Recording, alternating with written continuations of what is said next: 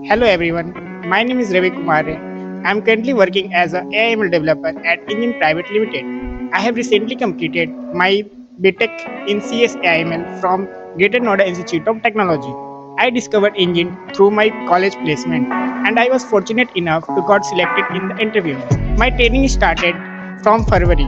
During training, I have developed a chatbot which handles the queries related to property information.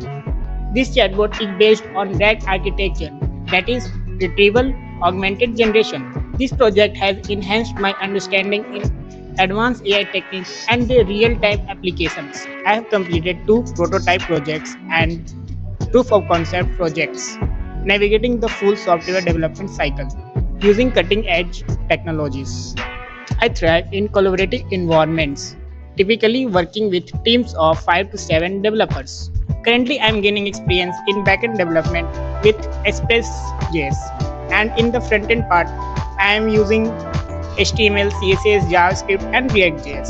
I have also used MongoDB and MySQL database for my project requirements. In my free time, I love mountain hiking and exploring new places. These activities helps me to keep my mind curious and healthy. I'm excited about what next and I'm grateful for the opportunity that Engine has provided me. Thank you.